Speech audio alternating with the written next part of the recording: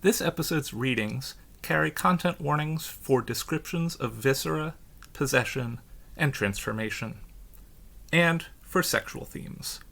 If you'd like to skip them, the two readings on this episode are from 3 minutes and 50 seconds to 8 minutes and 5 seconds, and then again from 15 minutes and 15 seconds to 19 minutes and 31 seconds.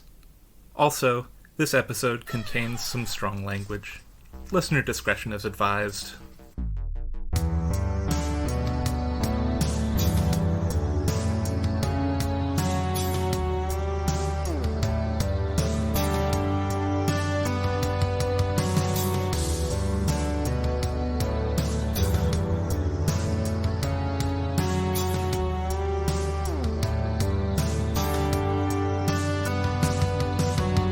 Hello, and welcome to Tales from the Trunk, reading the stories that did make it. I'm Hilary B. Viscera. Listeners, I'm beyond pleased to welcome an author, an essayist, probably one of Twitter's best-kept secrets in terms of just delightful human beings, Héctor González. Hector, welcome to the show. Hilary, thank you. Thank you very much for having me over. I am so happy to be here. Absolutely. We joke that you're the SFF ASMR guy, and I always look forward to when you pop in with a voice recording of something on the Slack that we're both on. So it's just an absolute delight to have you here. Well, it's my honor to be here, and thank you very much for inviting me. I'm very happy to just chat with you, have a conversation face to face, even virtually. Absolutely. More than anything, just having a chat, share about the stories, and well, enjoy the time. So we have a bit of a treat this time around, it being the spooky season. Hector, you're bringing two stories from the most recent issue of the zine Void Junk from Neon Hemlock, which is a zine that is near and dear to both of our hearts. I do. Is there anything that we need to know about either of these stories before we get into them? Well, I want to start with the one that it's a little bit more on the spookier side. Fantastic.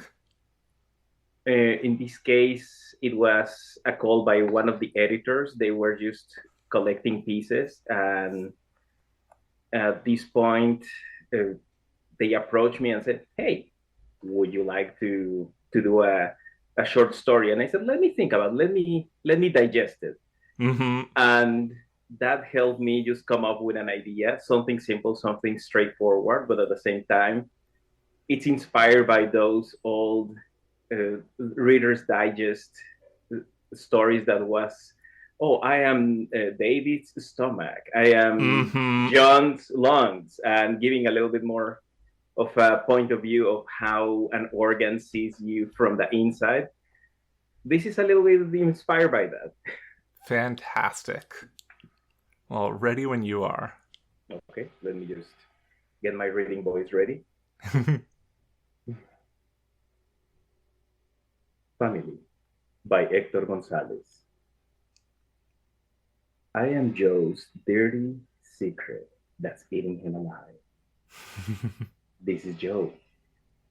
His friend Monroe inviting him over to talk.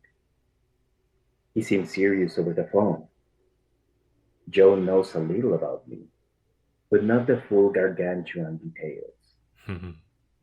Monroe opens the door and invites Joe over. Monroe knows about me. He was there, but kept his mouth shut. Joe comes into the darkened room. He walks a few steps and the lights hit him. Happy birthday! People, all men, raise their arms, cheering. They all know about me, in some sense or another. A few were there, others felt the effects from me. Only one of them guessed once about it without the group of friends, but no one said anything. I swim inside Robert, full of excitement. This is a puzzle party in some ways. Each one of them had a piece of me inside their ugly guts. No one here is innocent, complicit. Someone points out how Joe looks tired. One of them suggests a hangover from partying too hard. It isn't that. I have been eating his organs one by one, like a tender buffet of delicacies, all for me. Robert says something about possible indigestion. He suspects nothing. There is only a few things left inside, not to regret, something more circular. They all raise their glasses, and each says something about my father. Each speech has some shades of me, and what Robert did. It is not subtle. All of these men, uncles in some way, know about me and protected me, letting me grow strong. This is my family. I am ready to meet them. It is my, sorry, Joe's turn. His words mean nothing. Latitudes. Just filling the space as the silence is unbearable. Not because of guilt. He has none. It's my time. I take command of his arm first. He looks at it, surprised. No one at the party seems to notice. I crawl my way to the throat and wait for my cue. My hand reaches inside the mouth and violently rips the tongue out. Robert doesn't squeal. I don't give him that pleasure. His eyes are wide open. I want him to watch. The other guests look in disgust. Only in front of me. Perfect. Out of each them, the tiny pieces of me come out from their mouths, their nostrils, ears, the sphincters. They scream, and I just smile. Each piece extends a tendril straight to me, inside Robert's mouth. My uncles, one by one, fall to the floor. Their bodies help me grow strong. Their silence made me powerful. Just Joe is in the floor. At one point, unhinged during my feeding. It is almost comical listening to a song titled "What You Do to Me" in his last moments. The happiest birthday to me. Oh, I just love how ghoulish that is. I don't know. I thought I one of the things that happens to me, I sometimes try to write assholes and they don't work so well to me. I kind of have a little bit of problem to just make them convey them as it is. But in this case, I decided, well, what about something that is inside the asshole? And kind of stole that first setup because on one of those videos that I managed to find online that was I am Joe's heart. That's how it starts. That he's coming inside and everybody comes out like, "Hey, happy birthday!" And so like, okay, let's do a twist on that. Let's see how would that work. And if we think a lot about it, I mean, all our organs are these kind of different kind of tissues that are working together, and they all have kind of their own ecosystem. Didn't we just recently found out that tumors have fungi inside them? You're like, yeah, what? Everything is a community. Exactly. And some things are horrifying communities. Exactly. I don't know. It's just a different kind of culture, I guess. But oh my god, it's so weird how we have all these kind of things inside us, and at the same time we are so ignorant about the full life that lives inside us. I mean, that's a little bit the story behind this. Yeah, I love horror and horror adjacent things, and there's something so just deeply satisfying about work that is unapologetically visceral in that way. Mm-hmm. That, like, it's I don't really know how to describe it, but like the work that has been in Void Junk in general just like gets that so much. And I think we've talked briefly when Dave Ring was on the show a while ago about Mm-hmm. Void Junk, but for listeners who might not have caught that episode, can you give a little pitch about Void Junk from your perspective as a multiple time contributor? It's mostly the easiest way is monster fuckers join us, and Yeah. it involves, besides stories that can be sexy, stories that can be interesting, it's in general just the void and how it touches different kind of things. About it could be scary, it could be funny, it could be touching, it could be It could be just all of those. all of that. And I mean, if everything everywhere all at once taught us something, it's that the void, it could be multiple things, and it can have different meanings for multiple people. It's very variable, and we all can have a different kind of understanding of it, and I think Mm-hmm. that it celebrates those understandings. Yeah. Yeah. And it's also just like, um, you know, Neon Hemlock does just beautiful production values Mm-hmm. on everything, but especially their physical media, and Void Junk is just like the epitome of that. It's a beautiful little perfect bound square zine. Mm-hmm. Uh, every time I've gotten Void Junk, I've gotten a sticker or something else in the mail with it. And it's this queer little project that we all love. Mm-hmm. And I mean, I love Dave. I mean, the kind of dedication that Dave puts into the production, and more importantly, it's it's Dave's baby, and Mm-hmm. I respect that a lot. And anytime that I have the chance to contribute something, or just I have the tinge on my brain of, this could be interesting. Would they be interested? Oh, yeah, they are. Yeah. Yeah. It's great. We love and support Neon Hemlock along every axis, but like I think in a lot of ways Void Junk is like one of the purest distillations of like nobody else is going to do this, Mhm. and we're going to get it with just so much love behind it. Exactly, and that's the best part. It's a labor of love mostly, and it's not only from the contributors but the editors and publisher, and they Mm-hmm. know that it is queer, unapologetically queer, Mm-hmm. and more than anything, just hey, enjoy these stories. Yeah. Don't ask questions. Yeah. The fewer questions, the better, probably. Exactly.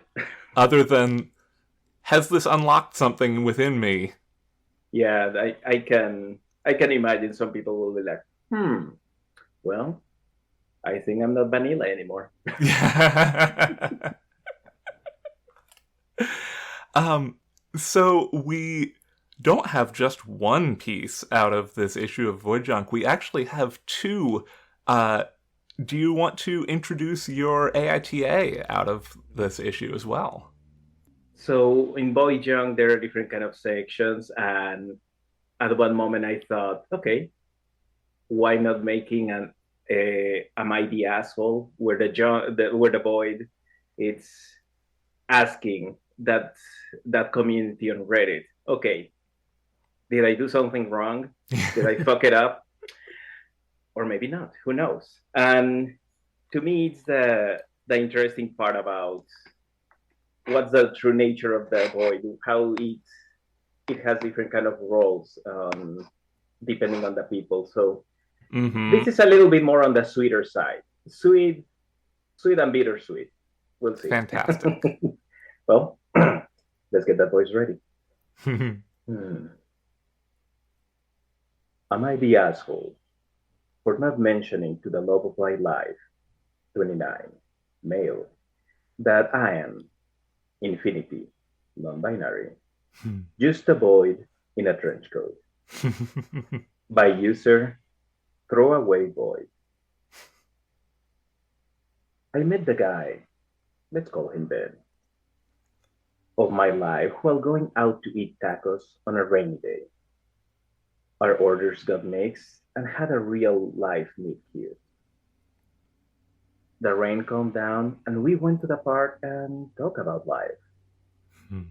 I never thought I would meet someone like him. Ben is smart, cute, and very kind. He works for a bank and he's terribly stressed. Ben tells me often about the issues he experiences there, how his boss ignores his suggestions, or how other departments just dump work on his desk. Ben tells me I'm a good listener and how he feels his problems seem to disappear when he shares how he feels. I am seriously in love with Ben, but I never told him my true feelings. Should I tell him I am just a boy in a trench coat? Update. A lot of you ask me how I know I fell in love. I just can't stop thinking about Ben. Some of you even ask if I have ever fallen in love before, and I don't recall ever feeling this way. The vast majority recommend coming clean first about my feelings for him. Update 2. We met at the park and we had a good stroll. I opened up and told him how I felt for him. Ben just smiled at me and said he had feelings for me too. Ben is coming over to my place tomorrow for dinner and a movie. I'm planning on telling him also that I'm a boy in a trench coat. Update 3.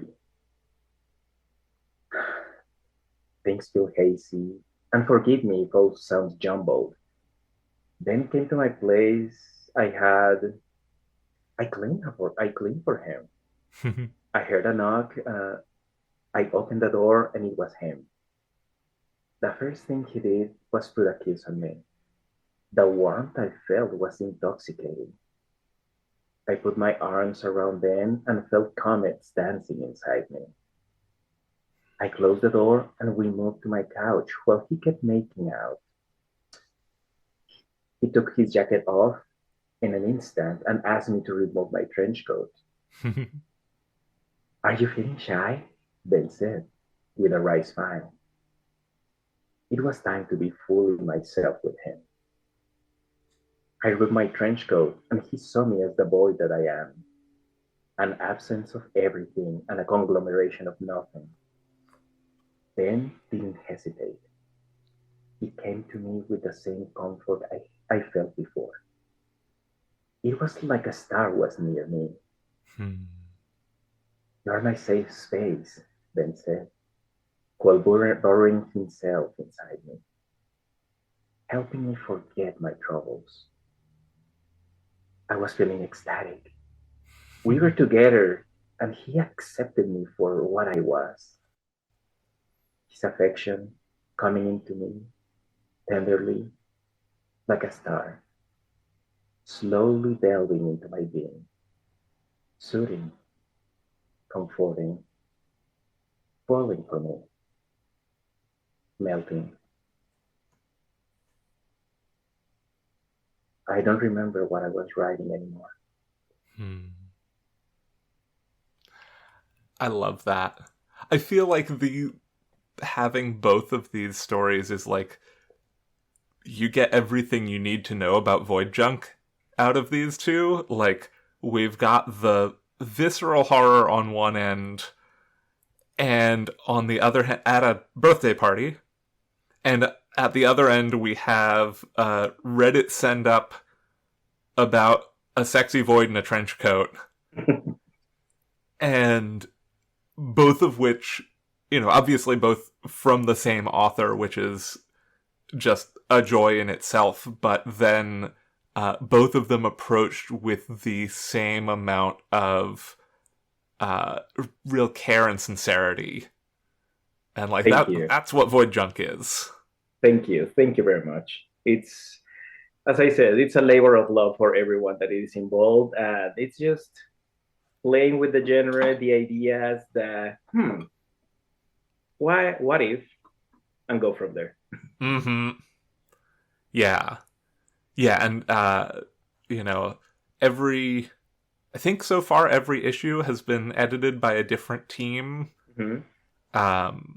There's, spoiler alert, there is an upcoming issue sometime in the spring that I'm going to be editing with friend of the show, Sarah Loch, which I know we've had discussions about already.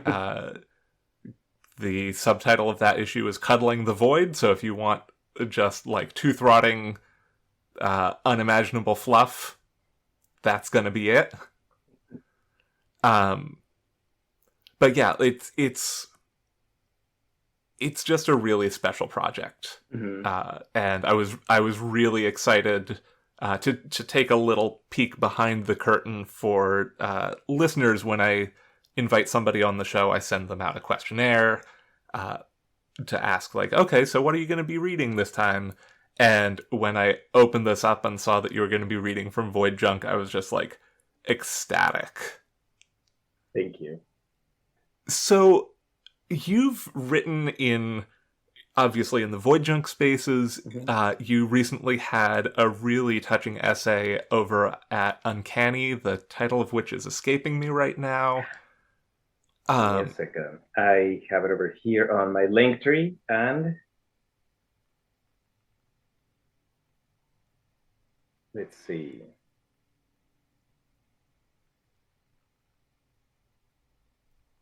It's Gracias, Orlando, a genre film and a queer body awakening. Yeah, I was like, I know it's Gracias somebody, and like I just ate it up the moment it came out. I'm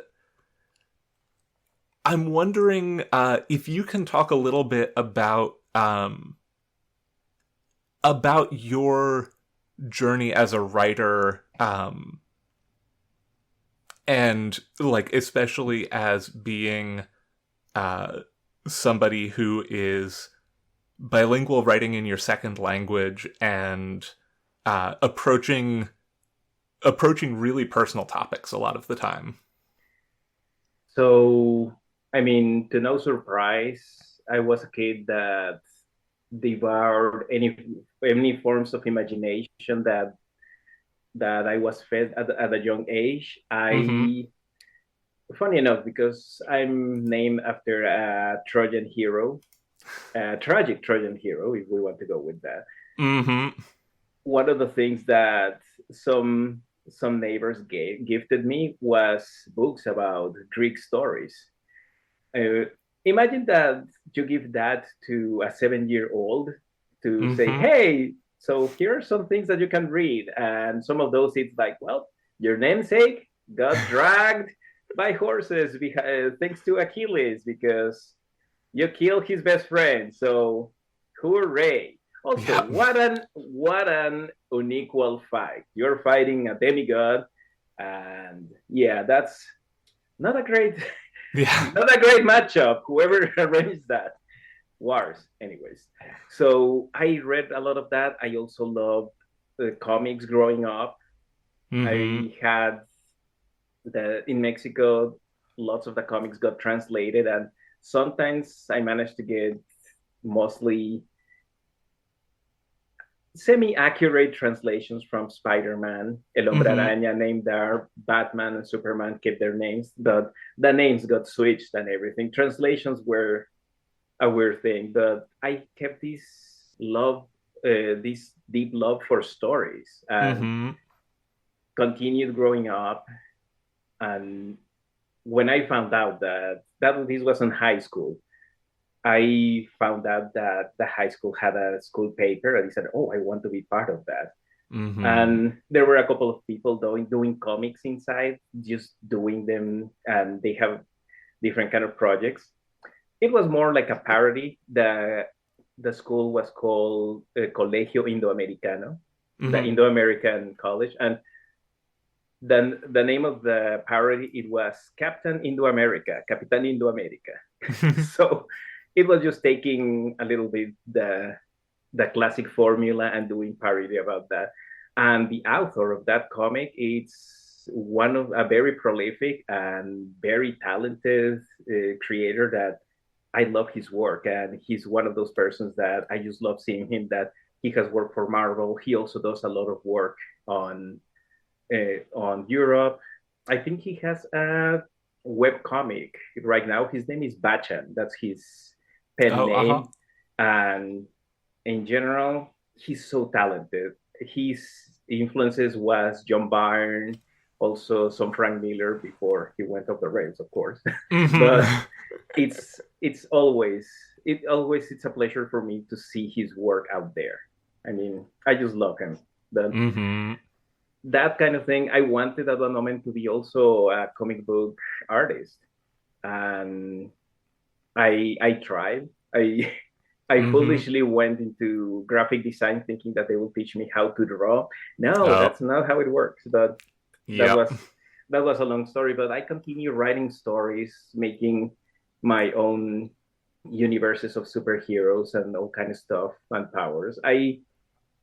Most ridiculously, I had all computer spreadsheets just filled with the different kind of characters, that names, the origins, and it was very cheesy, mostly because I use all potential, very stereotypical. I did not know anything about some places, so it was bad in retrospective, but I've been there. How I started just thinking a lot about stories. And for a long period of time, kind of my writing got not exactly frozen, but I did not write for maybe about 15 years, 20. When I moved to the United States, I started just writing here and there, mostly small essays. I used to have a blog on Xanga. I mean, talk about old platforms. I think the platform is still there. I do not know that if the blog is still there, but yeah, I wrote here and there. And the big comeback was thanks to John Picacio when he was chosen as the guest of honor for Worldcon on San Jose.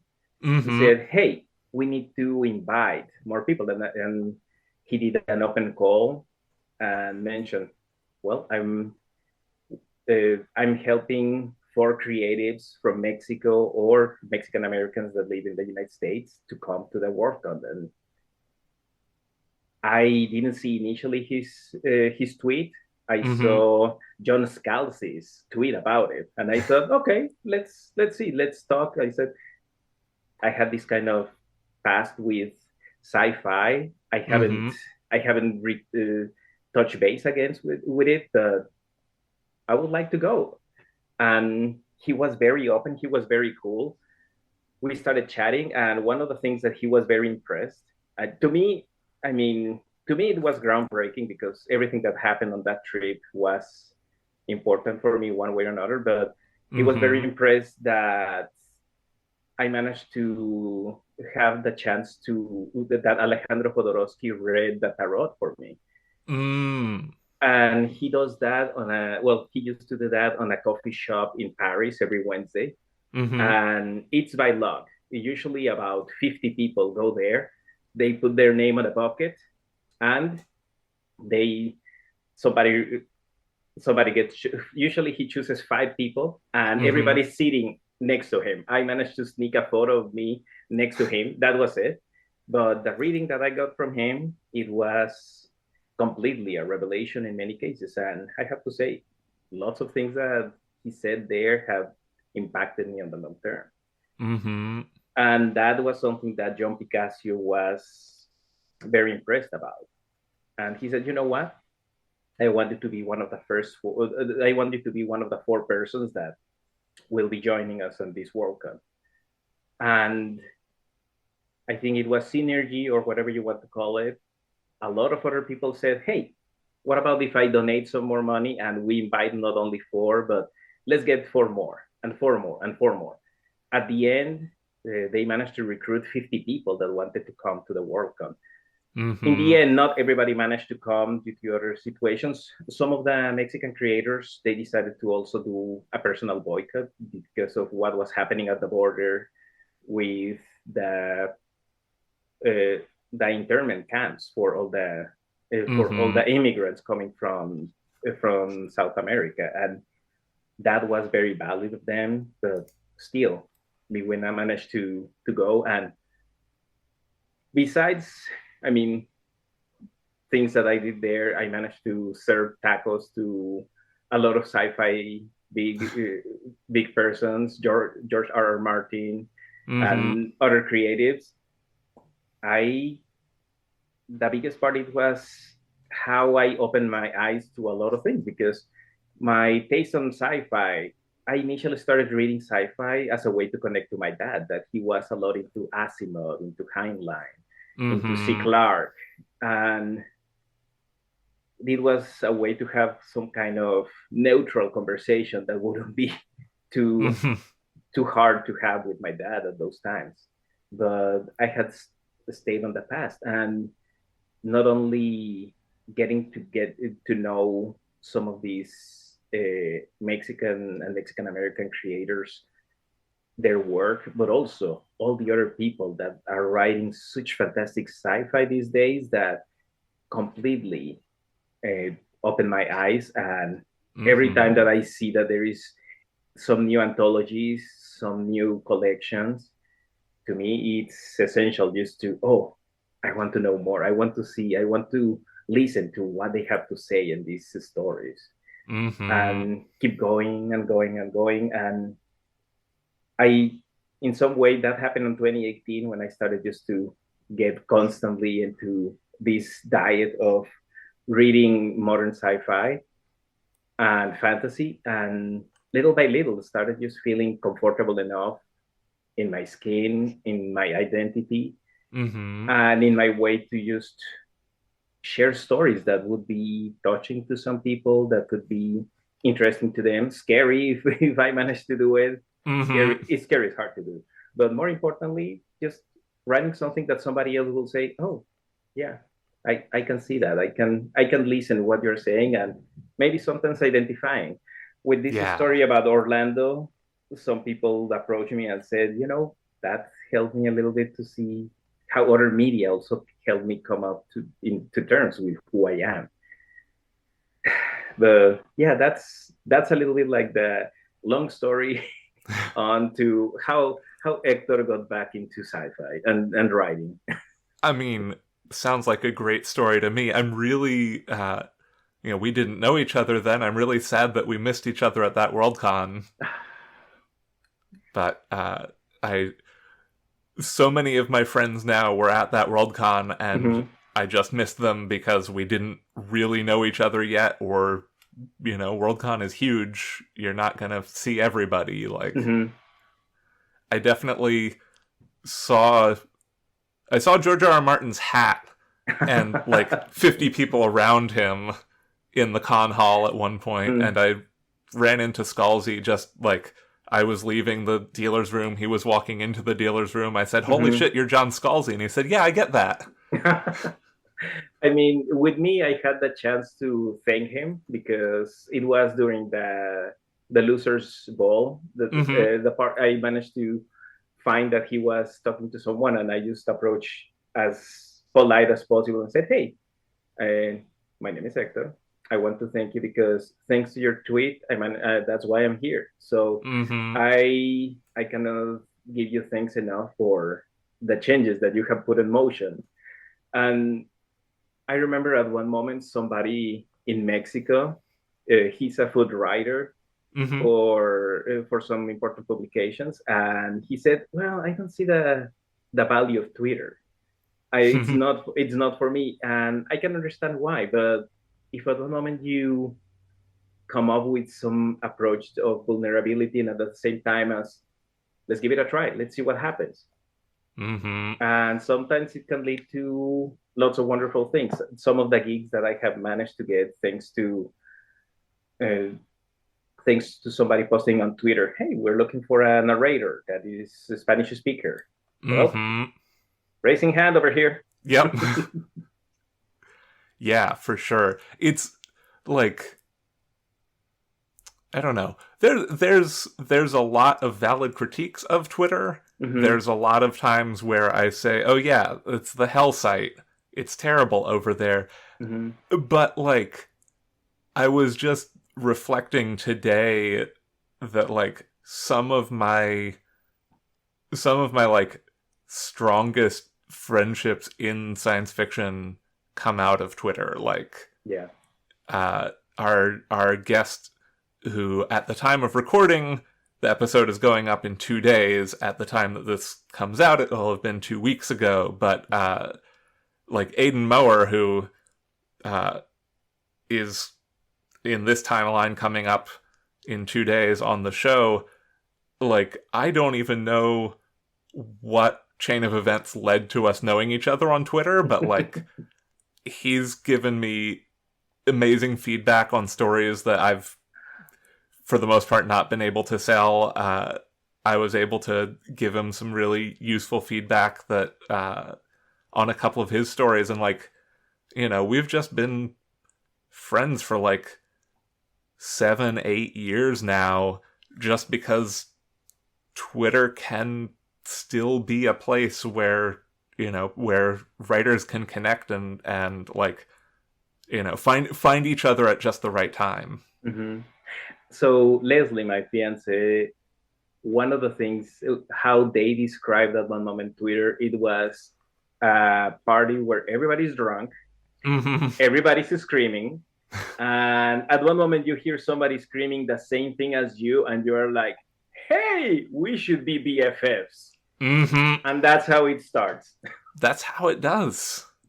I mean, like, that's pretty much how I know the Sarahs, Sarah Gailey and Sarah Hollowell, is like, we were all shouting about the same things at the same time, and then said, "Hey, let's do a friendship." Yeah. I mean, I think that I just love thinking a lot about human relationships and how they occur, how they at one moment we can connect with other people. And this is the base of a book that I've been just kind of semi-writing for a couple of years. And it's the title of the book, it's terrible, but at the same time, I think it's the best one. It's Asking for a Friend. Advice on adult friendships. And I love that. And it's okay. The one thing that you see regularly if you are browsing or going into different kind of subreddits or city pages, they are asking like, "Hey, I want to meet people." Well, more importantly than anything, it's just having some hobbies, some activities, some things that you enjoy and that you're passionate about, and finding other people that are also passionate about. It could be role playing, it could be painting miniatures, it could be origami, it could be Pokemon Go. It could be whatever at one moment makes you happy. And if you find somebody else that makes them happy and are honest with each other, that's how friendships start. Obviously, I gave the whole sales pitch of the book, but I'm sure that I can extend it for about five or 10 chapters, I guess. Yeah, I think so. Yeah, I think so. I think that there's a lot more that you could say on that in, because like, I don't know, my experience is I need something explained to me at least 10 different ways before I actually get it. I mean, if we think a lot about what's the full scope about friendships, it's not only about, okay, we both like the same thing.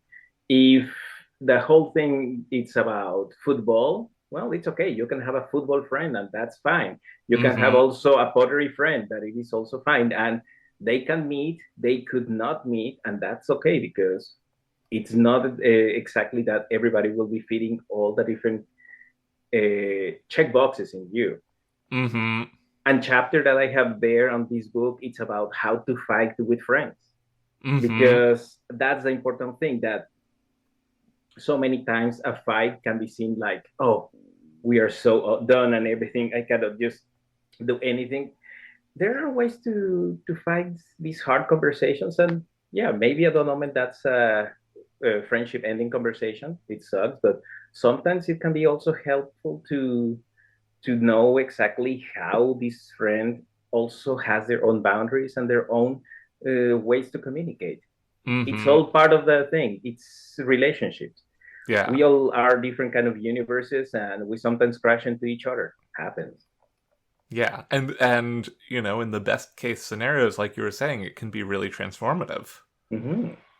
I mean, what happens if I don't know you discuss? Oh, okay. So this person tell me something that I was very important about him, about themselves, and that's something that also need to think about it, how that affects me, and how I also see this kind of relationship.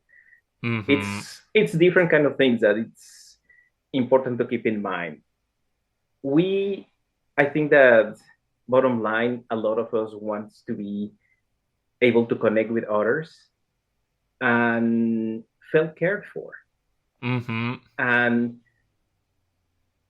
if you find ways to open yourself and finding that care, I mean, friendships, relationships, and everything, all of these have different kind of tones, different kind of colors, flavors. Mm-hmm. You decide how you want it, and you find another person that also agrees with the terms, and there you go. Yeah. Yeah. So that feels really compatible with something that you wrote here in our show document about language as a form of technology, and I wondered if you could say a little bit more about that.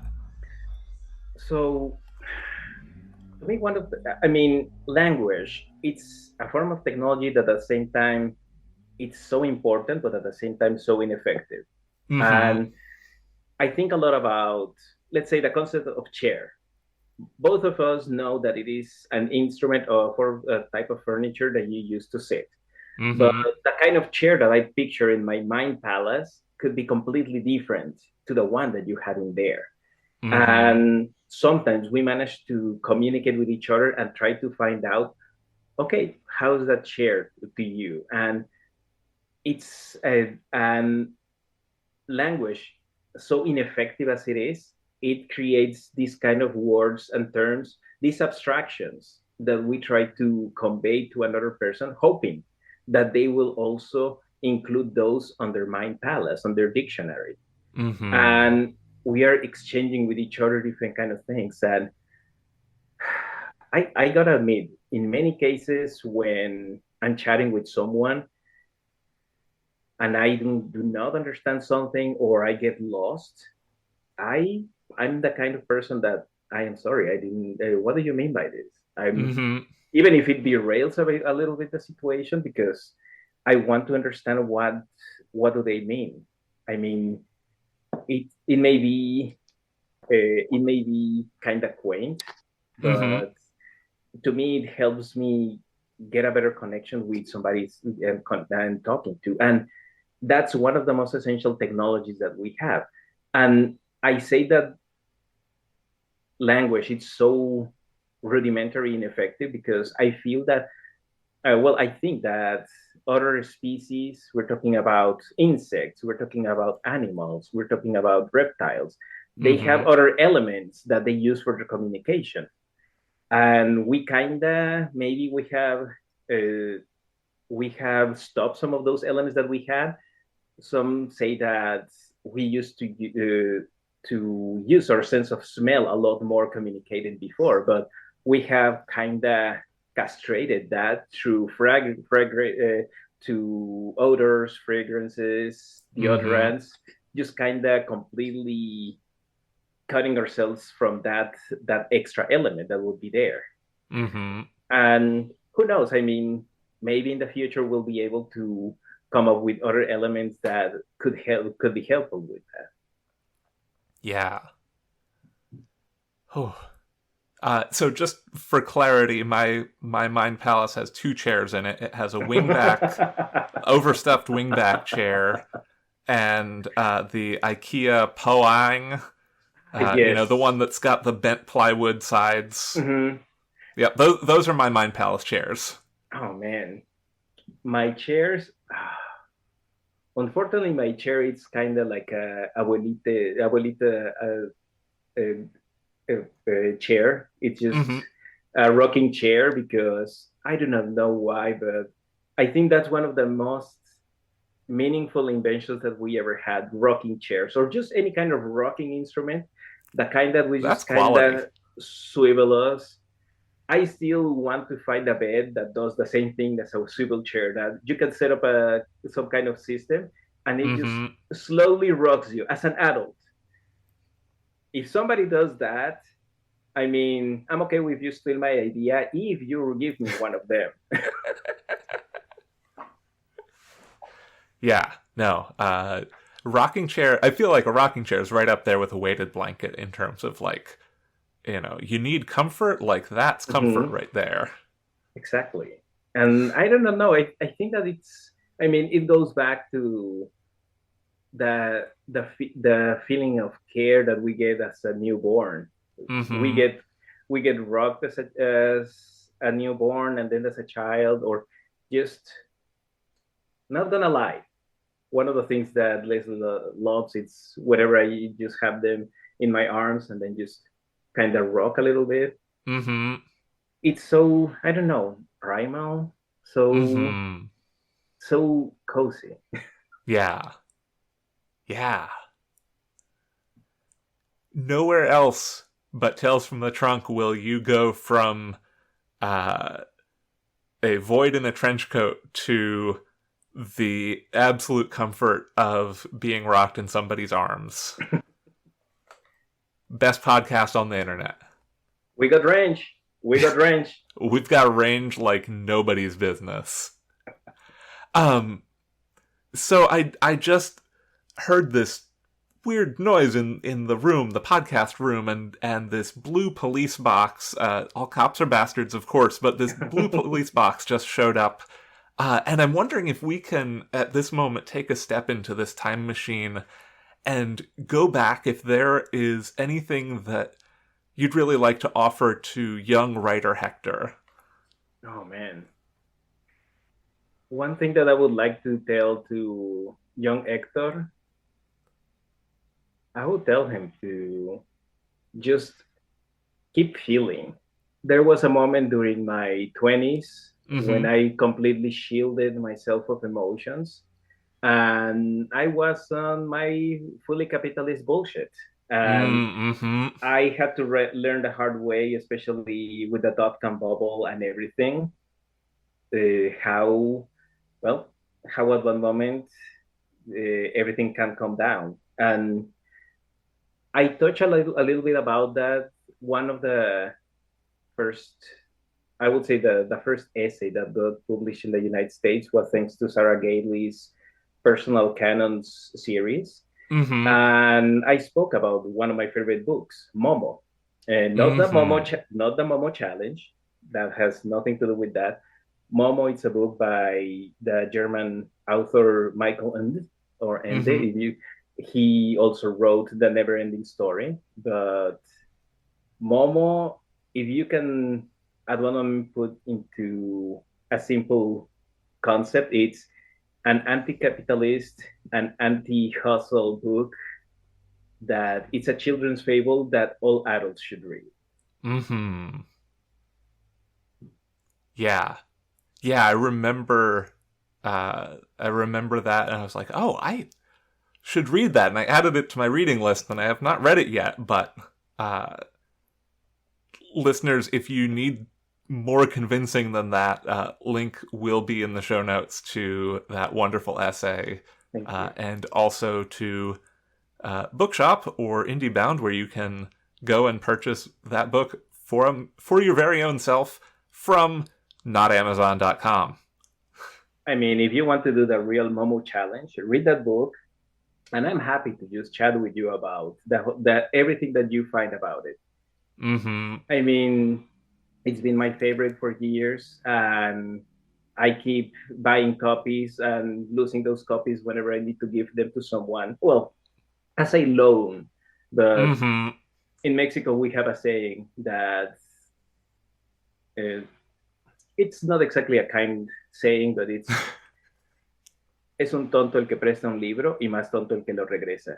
It's a fool whoever lends a book, and it's a bigger fool whoever returns it. I don't think it should be seen like that. I mean, it's very capitalistic, it's very property based kind of thing, but I would like to think that if I would like to change that saying for something kinder and more creating community, mm-hmm. it's a friend whoever lends you a book, and it's an even bigger friend, someone who gives this to another person. Mm-hmm. Yeah. Yeah, my dad maintains a library of lending copies of his favorite books, and Mm-hmm. whenever he sees a copy going cheap of,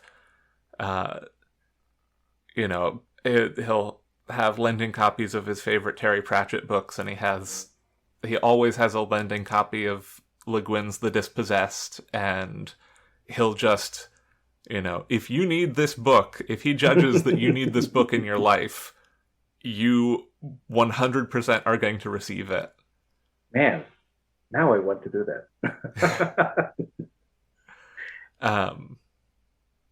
And we don't have a little free library ourselves, Mm-hmm. but I definitely one of my neighbors is another fan, and her little free library is always chock full of the sort of books that I'm like, oh yeah, you need to read that.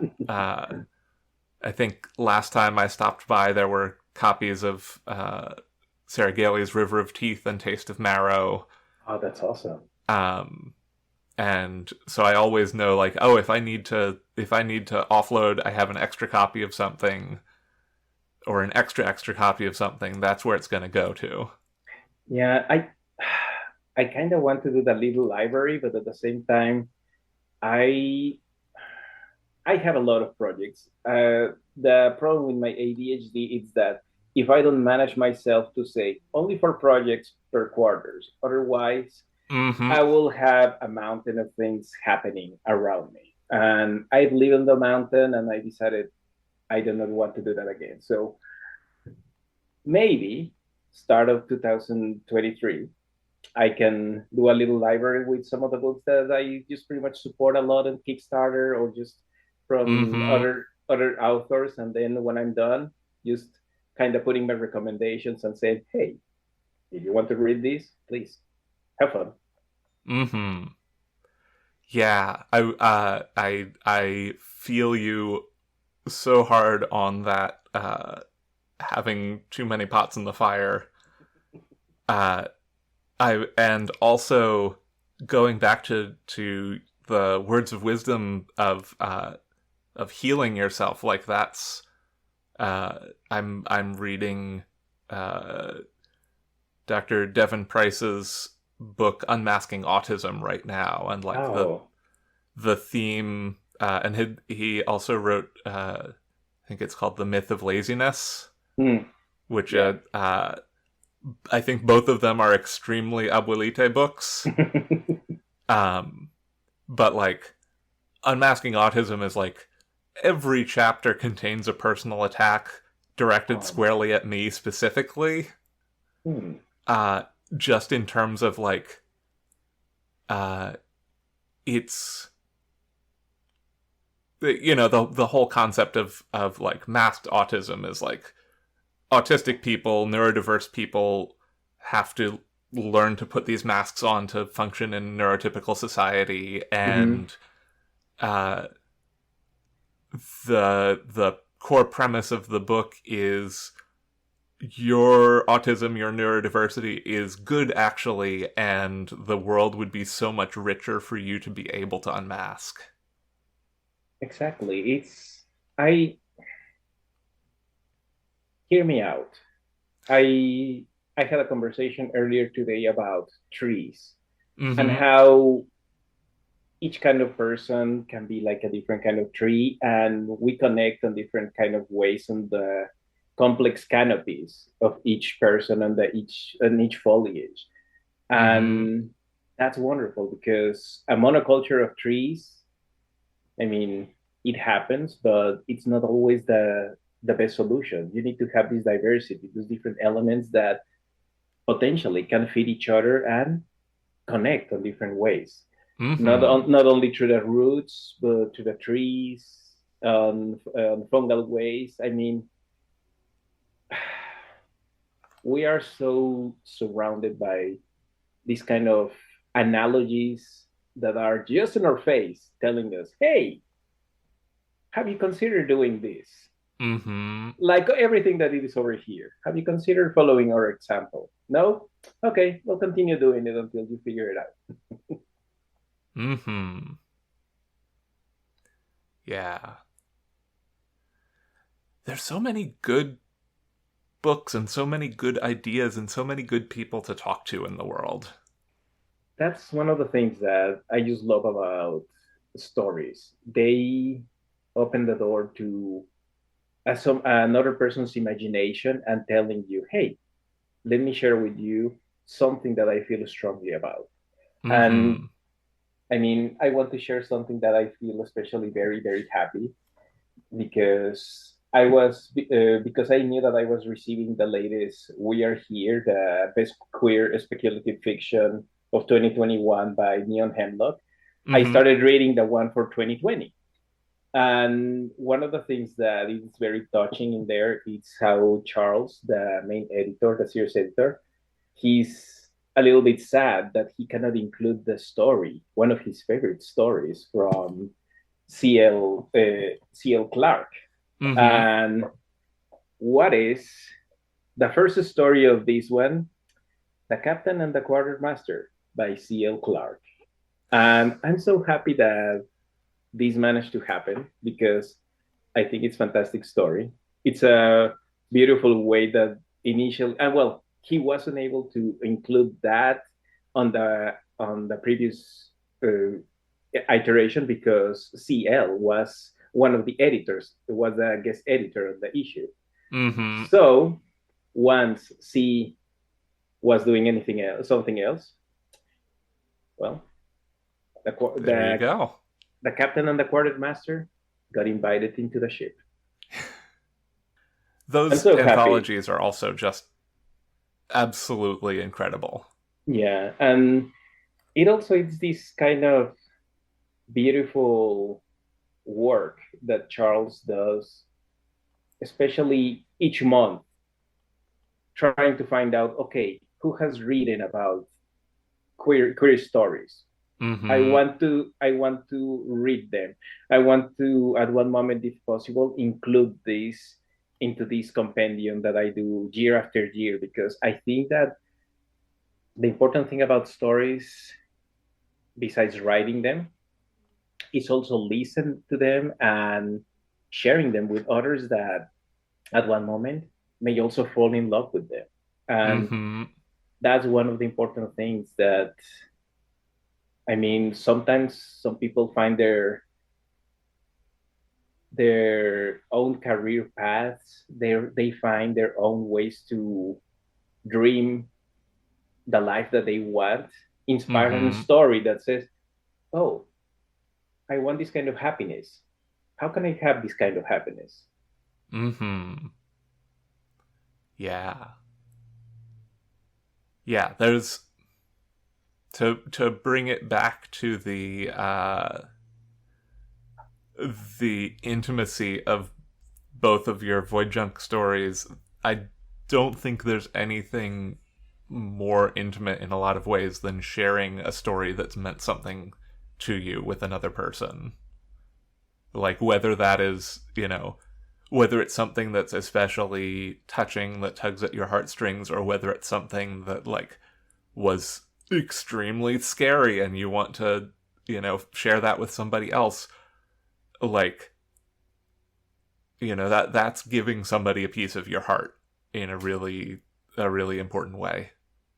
And especially when we think about what you mentioned, scary stories, it's a way to show your vulnerability, your what what are the kind of things that you fear. And Mm-hmm. sharing something that it is so intimate can be hard for many people.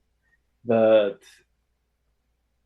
in many cases, it's also like a test. It's a way to steel ourselves Mm-hmm. against that kind of fear. And being very transparent, one of the biggest fears that I had for a long time, it was scorpions. Just Mm-hmm. being Fair. stung by them. I got stung by one of them on my last day, well, at the job site.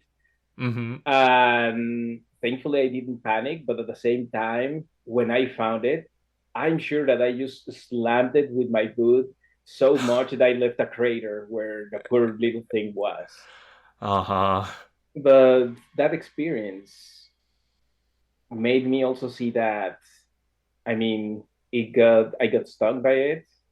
It was painful, but at the same time, it was not as fatal as I initially imagined it. And Mm-hmm. sometimes reading some scary stories, it's facing that fear on a controlled way, and a way that we can also steel ourselves against that situation that could be imaginary or can be real. I mean, I doubt that I'll be chased by somebody with a chainsaw. Mm-hmm. Not complete, but still, it's something that kind of trepidation, that kind of feeling, it's also interesting to explore. Mm-hmm. Yeah, for sure. So, in the spirit of sharing things that are meaningful, uh, have there been any books, movies, TV shows, video games, anything that you've been consuming lately that you're just so pumped up about and want to let other people know about? Okay, so I think that, like many other people, I've been. So here's a problem that I have, and I'm prefacing this mostly to give an idea. As much as I love reading, Mm-hmm. my ADHD makes it very, very hard because I sometimes have so much trouble visualizing things, and it could be Mm-hmm. both in English and Spanish, and I hate that. I hate that I have that kind of problem. So the best way that I can fight it, or just the best way that I can medicate myself, let's put it that way, Mm-hmm. it's creating small goals. I tell myself, okay, finish this page, and you have a treat. Mm-hmm. And it's the carrot and stick, but not too much steak and a lot of more carrots. And I keep reading and reading. So a lot of friends, especially that I respect a lot, started just telling me so much because they got advanced copies of Babel by R.F. Kuang. Mm-hmm. And I said, okay, let's try to get it. I managed to get a loan from the library. I didn't touch it at all. It expired, and I decided, okay, well, let's try it again. Let's try it again. Mm-hmm. I started reading. I did not need any kind of treats. I did not need any kind of carrots. Mm-hmm. RF, I want to cook for you a meal, and I do not want to talk about writing. I just want to chat with you because I am so impacted by this book that I do not have any other words. I won't spoil this to anyone. I just want to tell you that it made somebody that had trouble reading get completely enraptured by it. That's Oh. the only thing that I have to say. And again, if RF is listening to this, uh, I'm ready to cook for you any day of the week. Just say. Well, just give me a heads up. And Yeah. also tell me dietary restrictions, exceptions. I don't want to cook something that you wouldn't like, of course. Yeah. But yeah, that's something that would be on that part. On video games, and I think it's called Superliminal in the Mm-hmm. Switch, and uh, I would say it's similar to Portal on the part of you are somehow a test subject, Mm-hmm. and then reality is completely bent around you. And I love that kind of settings because Mm-hmm. there is also the part that this kind of solitude going all around you, and anything that is a little bit surprising and everything, it's just like, oh my God, what's happening? Mm-hmm. I just love that kind of game development that really tests your perceptions on a way Mm-hmm. that, I mean, it's just a screen, it's a game, but at the same time, oh my God, I have jumped so many times about things that I think that is happening. Like, no, no, no, no, no. Okay, I'm just enjoying that kind of thing. Let's see. I hmm, let's see what else. So just because I'm just kind of mapping a little bit the growth of someone, Mm-hmm. and this is kind of a weird situation. I've been just rewatching Key and Peele, the series, Mm-hmm. mostly because what uh, what happened on Nope on that movie, I just love so much the kind of different kind of threads that went in there, and at the same time the elements that got unanswered. Some Mm-hmm. things that I just love that from the point of view that what was the meaning of this, and maybe you will never get a meaning. And I love that whenever a creator managed to do that, because Mm-hmm. not everything needs to be fully explained. I mean, Chekhov wanted every gun to be fired, but you do not know about all the other elements that were left in there. There is so much that at one moment you can say or inspire just by not answering. And I have to admire that. And to me, it's just seeing how the sketches from Key and Peele continue evolving, and the kind of artistry that they have to meld their different kind of personalities, that they have the different kind of energies that they manage to match Mm-hmm. and create these kind of stories and all that. And one of the things that Dave Chappelle at one moment kind of just a very snide comment. He said that Key and Peele were doing what he was doing with his show when, and I said no, not at all. You at one Mm-hmm. moment decided to take a different path. They are doing something completely unique, and you do not need to have these kind of comments. I felt that it was very poor choice of words, but Mm-hmm. I think that they are two different, completely different concepts. And For one thing, I Key can and Peele aren't being transphobic. exactly just to start, and not a complete douche right now. Well, what can I Mm-hmm. say? I I keep thinking that when Dave Chappelle decided to host SNL exactly the weekend when after Trump got elected, it told so much about him. But the part that he told us who he was, it was he did a bit that, well, your life gets gentrified. He makes a joke that there are only 4 seats on a balloon for to go up, and he needs to say goodbye to his friends. Mm-hmm. That was him telling everyone, like, well, guess what? I'm rich. I'm with the people on the balloon now, and tada. Yeah.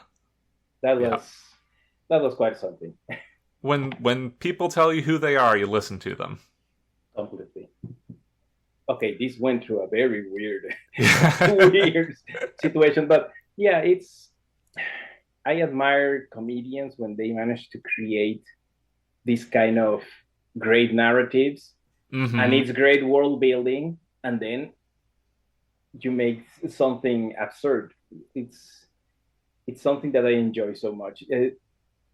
I mean, I respect anyone who comes up on the spot with some funny quip that it's just like, okay, you made me laugh. I love Mm-hmm. you for that. Yeah. Yeah. Oh, just thinking about like the range that Key and Peele have achieved over uh, just over the last couple of years Mm-hmm. is And incredible. each of them doing their projects, having different kind of adventures, and I still want to watch Reboot because I know that the kind of dynamics that we'll be seeing there and everything. Uh, he has such fantastic uh, ability for body comedy that I just Mm-hmm. love it. And if somebody at one moment could be like the doing this kind of physical comedy all out, bringing it back, it's him. Just Yep. just love that kind of ability. If he decided to at one moment do things like Buster Keaton that or similars, I'm game. I would watch that. Yep. Yeah. For sure. Well, Hector, it's been just an unspeakable delight to have you Thank on the you. show. The Uh, pleasure has been all mine. I just love to. I mean, it just feels more than anything like just a conversation. And oh man, I just love chatting. mm-hmm. Yeah. Yeah. That's you know one way to make friends. Have a podcast. I'll need to Uh, do that sometime. I would listen to that podcast endlessly. Thank you. Well, Absolutely. Leslie and I, we have a deep love for Paul Rudd. So we kind of want to watch all Paul Rudd's movies Mm-hmm. one by one and then just doing our critiques, saying what we think about it and all that. And I think that the joke will be every time that, hey, Paul Rudd, if you come to the podcast after you come in, that will be the last one that we'll be ever doing. Only, I'd listen to that. let's see, let's see. Again, lots of projects. I don't want Mm-hmm. a mountain. I know myself. Yep. For sure. Well, again, thank you so much for coming on the show. No, thank you for having me. Thank you for inviting me. And well, thank you in general for everyone who's listening. If you want to listen to more about or just get to know the kind of ridiculous things that I'm doing, you can find me. I'm on two social medias mainly, Twitter and Instagram. And you can find me under Mexicanity, like Mexican.iti, ITY. It's highly recommended that you follow Hector everywhere that you can, which right now, Twitter and Insta, your, like I said at the top of the show, your Twitter is always a delight. Thank you. Uh, And there may be an announcement soon. I cannot say anything, but there is an announcement of something happening soon. I'll oh, be excellent. possibly when this comes out, it will be already known, but there will be an announcement soon. Uh, Listeners, watch that space. And listeners, tune in next month when my guests will be Jordan Corella and RJ Theodore. Yay. Yeah, Both fantastic. both fantastic. Both longtime friends of the show, and I'm so excited to be having them back. Awesome. Tales from the Trunk is mixed and produced in beautiful Oakland, California.